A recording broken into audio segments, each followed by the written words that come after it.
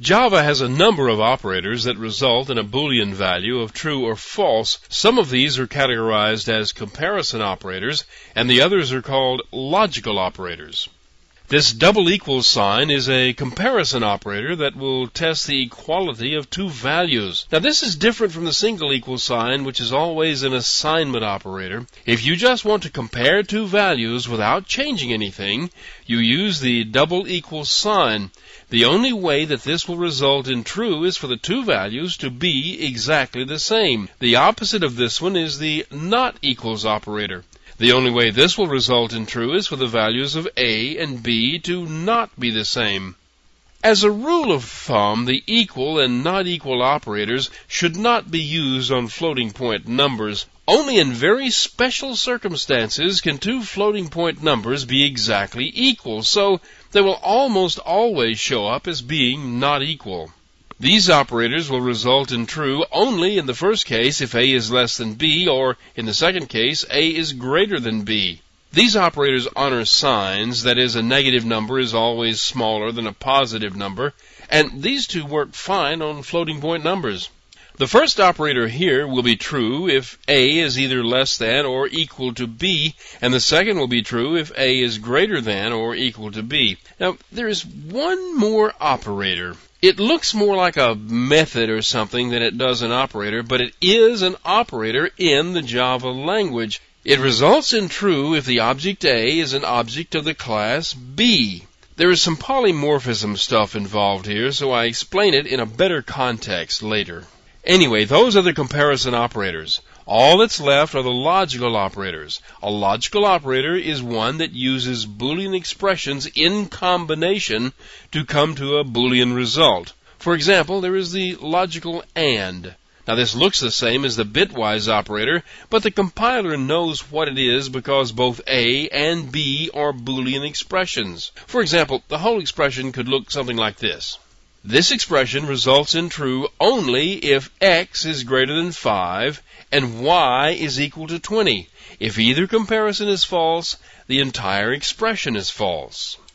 You can use the logical OR operator, and it will be true if either of the two Boolean expressions are true. This expression results in true if either x is greater than 5 or y is equal to 20. Both expressions have to be false for the entire expression to be false. And there is an exclusive OR. This expression results in true if either A is true or B is true, but it results in false if they are both true. For example, this expression results in true if x is greater than 5, but y does not equal 20. It also results in true if x is not greater than 5, but y does equal 20. Otherwise, the result is false. That is, the overall result is false if both of the expressions are true or if both of the expressions are false. You will often see the logical AND operator written with a pair of ampersands. It works the same as the single ampersand, except for one thing. When it starts evaluating the expression and it finds that A is false, it already knows the entire answer, so it never bothers to evaluate B. This usually doesn't matter, but it can be important if something happens in the B expression evaluation that makes a difference somehow. You could have a method call in there, and you could expect that to happen. In that case, use the single ampersand. There is a double bar version of the OR operator too. If the evaluation of A proves to be true, there is no need to evaluate B to determine the results of the expression, so it doesn't. I've got one more expression to tell you about.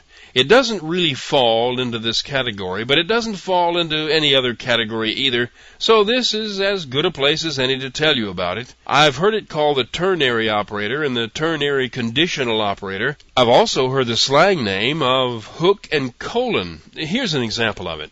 What this statement does is start by evaluating the Boolean expression. If it results in true, then the value of C is the result of the expression, and that is the value assigned to X. If the Boolean expression is false, that is, if A is not greater than B, the value of D is taken as a result and assigned to X. Here is another way to write exactly the same thing. I've been teaching beginning Java for several years now, and I get more flack about this statement than anything else in the language. I don't know if it could actually be on the exam, but it is part of the language, and you need to know about it whether you decide to use it or not.